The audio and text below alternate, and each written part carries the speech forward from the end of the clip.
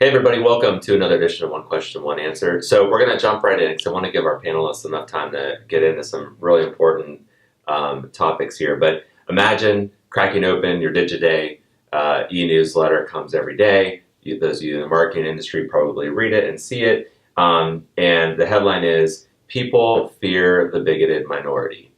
And as somebody in an agency business, we're counseling our clients a lot around the type of messaging and content and in their audiences. I couldn't jump into that fast enough, but I read the opening, I marked it, and I came back to it later because it seemed to be something really important that I think we want to make sure that we're talking about, especially from an agency perspective as it comes to really raising awareness for a topic like this. So as I got into the article a little bit more, they were referencing a report that was put out about how LGBT people are not represented in ads. And their sampling that they have here is a research group, Lloyd's Banking Group, which examined 1,300 ads from 40 top spending brands and said LGBT people make up just 0.06% of people in those ads. And while the article goes on to talk a great depth about why that actually is, and I would encourage all of you to read this article, and I'm going to post it in the caption here and also in the upcoming Ben Thinking. I thought from a bigger perspective, this is something that our industry really should be shedding some light on, in a sense of why is this happening? Why are there groups that are being ignored by brands? So I asked some friends at IKEA to take a look at this, whose opinions I really respect, and I asked them, what's the one big thing that jumped out in this article that for those of you watching would make you actually read it? Because I think just having some basic awareness around this is just a little bit that can go a long way in talking about this. I think we do kind of shy away from it, and the article gets into some pretty specific details about what happens when groups are ignored like this. So without further ado, I'm going to go ahead and throw it over to the panel and see, guys, you had a chance to read it. Tell our viewers, what's the one thing that jumped out at you that should make them really read this and spend some time thinking about it? So what really jumped out to me was, you sent us this article a few days ago, the headline being, "Do People Fear the Bigoted Minority?" I did the same thing. I bookmarked it for later. Based on the headline, I just kind of assumed the article would be about consumers or shoppers fearing the bigoted minority and them being kind of the root of this issue. But once I came back to it, I actually read the article. I found it so interesting that it really puts the onus on agencies. Yeah. I think the headline should have been, "Do agencies fear the bigoted minority?" Because that's really what it's all about.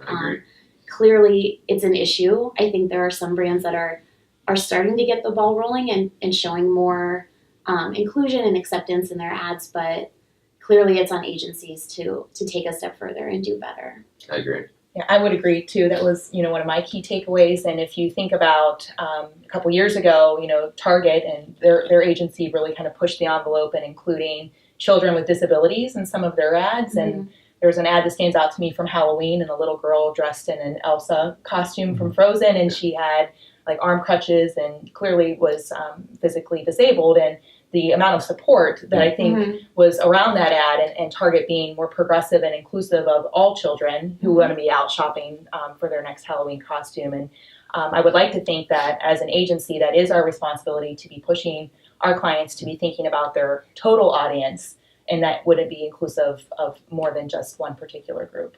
And isn't it in 2017 a little bit sad that we need a brand to set an example to remind us to be inclusive Yes, of physically very disabled sad. Yes. children Yes. or people in Yes. general, and they Right. get lauded for that, which is great because it's different than other ads. But that's something right there. That's a good example of that. You shouldn't need that Right. to be reminded of that. You should just be aware of it and looking at appealing to all of your audiences. Yes. I can't wait for the day that that's not a big deal. Right. Like it's right. just Yeah. every day. Yeah. It'll happen eventually. Well, and that's what's, I think, interesting, just as an agency, and it's kind of the universal feeling of an agency is that we're always going to look at it as like these progressives. And having, hearing a stat like 0.06%, I just think back to like the audiences that you want to speak to. And you think of these audiences and you think they're probably waiting to see something. Mm-hmm. Like, how come we're not being shown? How come we're not being represented? And there's all these brands that could capitalize on that and say, we know that the numbers are out there, we know that it's low, and no one's jumping on this saying, here's a huge opportunity to speak to an audience that is being ignored. Great point. I think that's something that could help a ton of different businesses, and at the same time kind of help this progressiveness that I think is kind of lacking lately. So I think it's like a two-pronged approach. I mean, you're going to help the companies, you're going to find an audience, and now you're going to keep this group of people that has been ignored. They're starting to get the attention that they deserve. And I think it's interesting just with, like, I know JCPenney a few years ago had done an ad, and I think they had like a same-sex married couple, and it got like all this press and all this news. But then, like, you look back now and it's like JCPenney was planning on closing stores, and I think they delayed it because the sales have been increasing.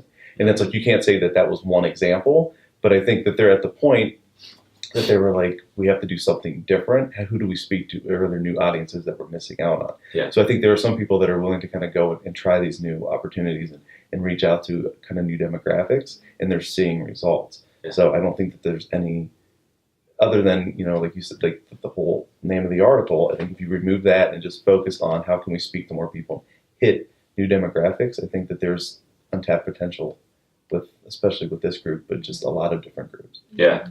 No, I agree. And I think, it's a good place to end. I think for me, what jumped out is something similar where, we do have a responsibility to be pushing the envelope and reminding people what it is to have the opportunity to create. And the one quote in this article that jumped out, they were doing an interview with the group that had done the research, and they said, so some planners still see LGBT audiences as niche. And the person replied and said, yes, often it's because they think their brand isn't relevant to LGBT audiences, which I just completely was floored by, because what brand would want to alienate any of its demographics? So, we talked about One Day getting there, and I'll close with this because it's my daughter's one of their favorite shows, The Loud House on Nickelodeon. And there's a same-sex couple in there, and it's not, back in our day, it would be next on a very special episode of, and they're regular characters, and it's not any part of the storyline, it's not anything different, it's just part of the norm of the story and the characters, and that's one of many, whether it's guest stars or other shows that my kids watch, that it's just become part of the regular storylines and characters. So I'm encouraged that the normality of that is hopefully where that next generation will take us, as long as they fight against the fear of either themselves or their clients or the minority. So with that, thanks for listening. We're trying to raise some awareness around some difficult topics that maybe people always don't want to talk about. But if you have a chance, please do check out the article. I definitely think you'll benefit from the perspective. So until next time, thanks for watching.